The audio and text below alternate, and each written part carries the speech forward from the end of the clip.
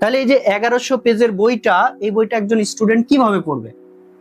যেই টিচার বা যেই লেখক এই বইটা লেখছে, আমি তাকে চ্যালেঞ্জ করতেছি, তিনিও এই বইটা, তিনি তো মনে করেন গণিত লিখছে, গণিতে অভিজ্ঞ, তিনি যদি ইংরেজি হয়তো আরেকজন লেখক লিখছেন, তাকে যদি এই 13টা সাবজেক্ট পড়তে দেওয়া হয়, তিনিও, আমি চ্যালেঞ্জ করতেছি, তিনিও পড়ে যদি প্রশ্ন করা হয় তিনি সঠিকভাবে উত্তর দিতে পারবেন না।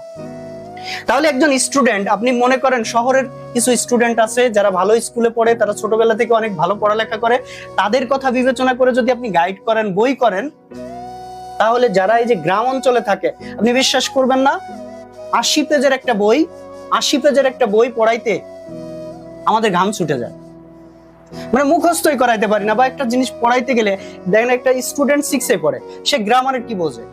এই ঢাকা বোর্ডের প্রশ্ন, কুমিল্লা বোর্ডের প্রশ্ন, মানে সব বোর্ডের প্রশ্ন বিগত সালগুলো দিতে দিতে এত বড় পেজ বানিয়ে ফেলছে, মানে গাইডটা প্রায় 1100-1200 পেজের। আবার প্রতি বছর এই গাইড প্রত্যেক বছর চেঞ্জ করে, পড়ালেখারে প্রত্যেক বছর চেঞ্জ করে। যেই টিচার একটা বই পড়াইতে অভ্যস্ত হয়ে গেছে, তার কাছে তো এটা যেই সে ক্লাসে সুন্দর করে বোঝাবে, কিন্তু যখন দেখতেছে যে প্রতি বছর ক্লাসে এই পড়া চেঞ্জ হচ্ছে, তখন ওই টিচারে কিন্তু পড়াইতে হলে নিজের আগে রাত জেগে পড়তে হচ্ছে।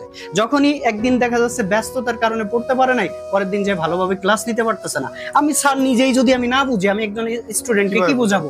আর এই যে যদি আমার এরকম থাকতো যে বোর্ড প্রশ্ন যাই আসুক আমার গাইডে কোনো অন্তর্ভুক্ত হবে না, আমার যে বইটা থাকবে ওই বইটাই চূড়ান্ত, ওই বইতেই সবকিছু, ওখানে আমার এই যে আমাদের যে 3টা পরীক্ষা হয়, অর্ধবার্ষিক পরীক্ষা, তারপরে ফাইনাল পরীক্ষা, তারপরে আমি যখন টেস্ট পরীক্ষা দিব তার আগে প্রাক নির্বাচনী পরীক্ষা, এই পরীক্ষাগুলোর সিলেবাস তো আমার বইতেই তৈরি করে দেয়া থাকবে, করে ফেলছে।